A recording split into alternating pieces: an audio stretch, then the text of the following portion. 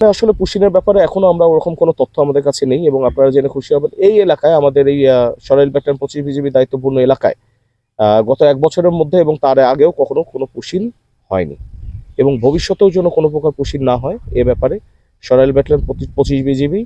বদ্ধপরিকর। এবং আমরা আমাদের টহল কার্যক্রম, গোয়েন্দা নজরদারি এবং আমাদের এলাকার মানুষদের মাধ্যমেও আমাদের গোয়েন্দা নজরদারি আমরা বৃদ্ধি করেছি,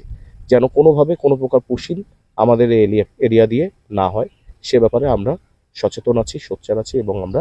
এই পুশিন যেন কোনোভাবে না হয় সে ব্যাপারে আমরা সজাগ আছি।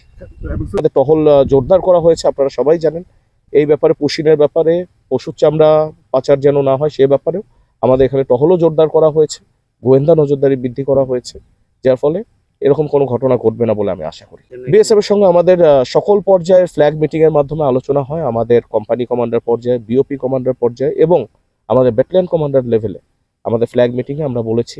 তারা যেন কোনোভাবে কোনো এই দিক দিয়ে পুশিন না করে, এবং তারাও আমাদের কথা দিয়েছে তারা এই দিক দিয়ে পুশিন করবে না।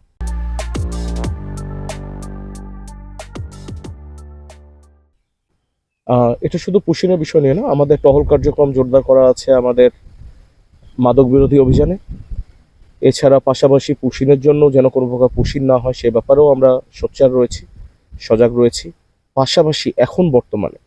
আমাদের দেশের মানুষ যেন ঈদ আনন্দটা নির্বিঘ্নে করতে পারে এবং তারা যেন নিশ্চিন্তে ঈদ আনন্দ করে এবং আমাদের সীমান্তটা যেন সুরক্ষিত থাকে, এই জন্য আমরা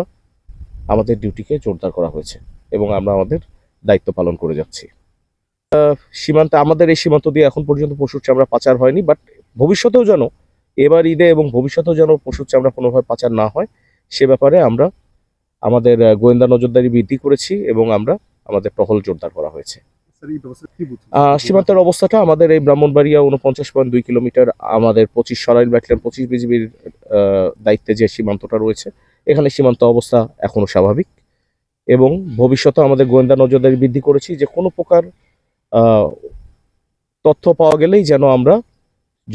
যথার্থ ব্যবস্থা নিতে পারি, সেজন্য আমাদের গোয়েন্দা নজরদারিটা বৃদ্ধি করা হয়েছে। এখানে আমরা আমাদের জনসচেতনতামূলক সভাগুলো করা হয়, জনসচেতনতামূলক সভা করে এখানে এলাকার গণ্যমান্য ব্যক্তিবর্গদেরকে দিয়ে আমরা আমাদের